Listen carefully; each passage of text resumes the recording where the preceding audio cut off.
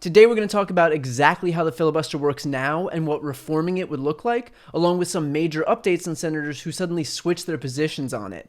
I also interview Senate Majority Leader Chuck Schumer about the state of reforming the filibuster, whether the whole Democratic caucus is getting on board, confirming liberal judges to the courts, and a certain Easter egg that's in the American Rescue Plan that's going to impact a lot of people. I'm Brian Tyler Cohen, and you're listening to No Lie.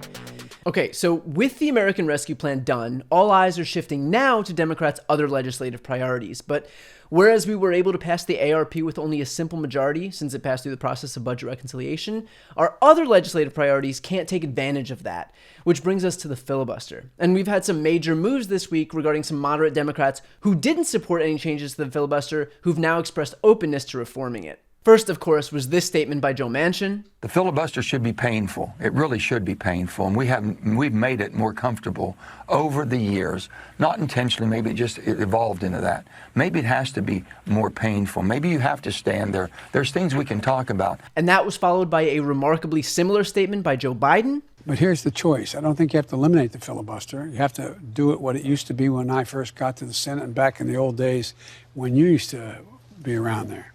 And that is that a filibuster, you had to stand up and command the floor. And you had to keep talking alone. You couldn't call for, no one could say, quorum call.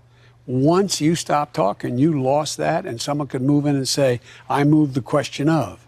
So you got to work for the filibuster. And most recently, we had California Senator Dianne Feinstein come out with a statement of her own saying, quote, "There are many significant issues Congress needs to address. Just this week, we saw a union of gun violence, violence against women, and hate crimes in the tragic shootings in Atlanta. I have tried for years to pass legislation in these areas. This month, the House passed bills to improve background checks for gun purchases and reauthorize the Violence Against Women Act, among other key legislation. Ideally, the Senate can reach bipartisan agreement on those issues, as well as a voting rights bill. But if that proves impossible and Republicans continue to abuse the filibuster by requiring cloture votes, I'm open to changing the way the Senate filibuster rules are used. President Biden this week suggested returning to a talking filibuster so opponents of a bill must speak on the Senate floor and explain their opposition. That is an idea worth discussing. I don't want to turn away from Senate traditions, but I also don't believe one party should be able to prevent votes on important bills by abusing the filibuster." And while it's not worth complaining about the fact that the liberal bastion of California is represented by someone who'd opposed reforming filibuster in the first place, this is still a huge about-face from Feinstein. Also, what's especially important here is that all of this movement is happening before a single bill has been blocked using the filibuster. Look how much the Overton window has shifted just at the prospect of Republicans blocking legislation. And this is the hard part. This is shifting opinions just in the abstract. I always assumed there'd be no movement on the filibuster until Republicans actually blocked something, at which point we would be able to explicitly tie the filibuster to obstruction. But the fact that it's happening already, just in the abstract, is a really good sign of what's to come. If we've got this much movement now, before a single bill has been blocked, just wait until Republicans block the Universal Background Checks Act, which has the support of 90% of Americans. Just wait until they block the John Lewis Voting Rights Act. We have so much popular legislation coming down the pipe, and it's only going to increase the pressure to make sure that the minority party doesn't have carte blanche to obstruct it. So with that said, here's how the process of the filibuster works right now. If a senator wants to object to a certain piece of legislation, all it takes is for them to register an objection. They don't have to do anything. They just have to signal that they would block it, to say that they would block it, and that counts as blocking it. No explaining why they're blocking it, no holding the floor, no Mr. Smith goes to Washington 25-hour speeches. Just your declared objection counts as the filibuster now. So the way to overcome that filibuster is by invoking what's called cloture, which is a motion to end the filibuster, and it requires 3/5 of the Senate, or 60 votes. So because a filibuster is as easy as just saying that you're filibustering, the minority party can therefore always filibuster, meaning that the majority party always has to meet that 60-vote threshold. So in effect, it's not that this legislation requires 60 votes to pass. The legislation actually requires only a simple majority to pass the Senate. What actually requires 60 votes is the cloture vote to overcome the filibuster. But again, since the filibuster doesn't actually require anything, then every objection by Republicans is a full-blown filibuster, which means that you always need 60 votes to overcome it. Now, there are a lot of ways to reform the filibuster. The Senate makes its own rules, so in reality, they can change it to whatever they want. They could put the onus on the minority party to have 41 senators present to sustain a filibuster instead of the majority party finding 60 votes to overcome a filibuster. They could eliminate the filibuster for certain categories of legislation, like election legislation, meaning that H.R. 1 would only need a simple majority to pass. Again, sky's the limit in terms of how the rules can be changed, considering it's the senators who write the rules. But the most likely option, the option that we've heard numerous times, that all of those clips that I played earlier referenced, is that we'll see a return to the talking filibuster, which means that the filibuster only lasts so long as the senator is actually on the floor sustaining it, speaking.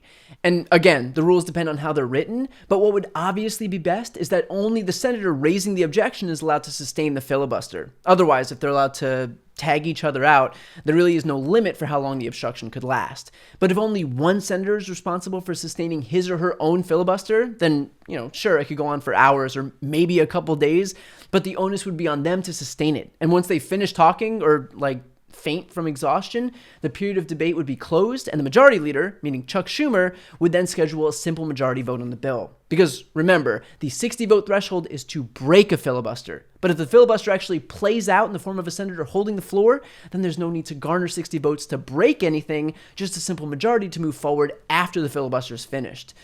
So that would basically mean that the kiss of death that is the 60-vote threshold would be gone. And the reason this is all so important is because, yes, there is a ton of progressive legislation that enjoys overwhelming popularity across the U.S. Legislation like I mentioned before, Universal Background Checks Act and A Path to Citizenship for Dreamers and the PRO Act for unions and codifying protections for women's reproductive rights. All of that is massively important, but the most important reason that the filibuster needs reform right now is for H.R. 1 or S1 in the Senate, the For the People Act. Why? Because our democracy is under attack by Republicans in states across the country seeking to literally legislate Democrats out of government. There are voter suppression bills in a number of states targeting young and brown and black voters, all of whom tend to vote for Democrats. Congressional districts will be gerrymandered to pack Democratic voters into as few districts as possible so as to maximize the number of Republicans in the House. Sunday voting will be curtailed to minimize the voting impacts of black churchgoers. Voter purges will blatantly target voters with non-white sounding names or from Democratic-leaning zip codes. The list goes on and on. But all of it represents an overtly anti-democratic effort by Republicans to stop people from voting and to eliminate our impact on the democratic process. So if something isn't done to block these efforts from taking effect, then forget about the rest of our agenda. Democrats won't even have the chance to win elections, much less pass bills. Everything hinges on our ability to pass H.R. 1 first to even have a chance.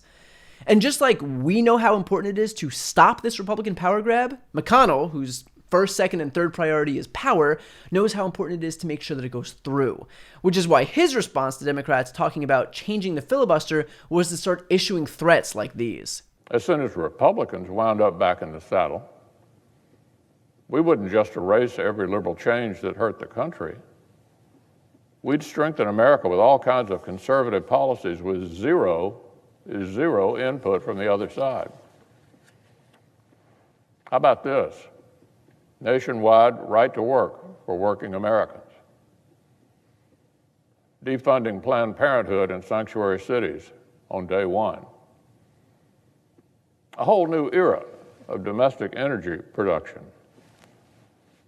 Sweeping new protections for conscience and the right to life of the unborn. Concealed carry reciprocity in all 50 states and the District of Columbia. Massive hardening of security on our southern border.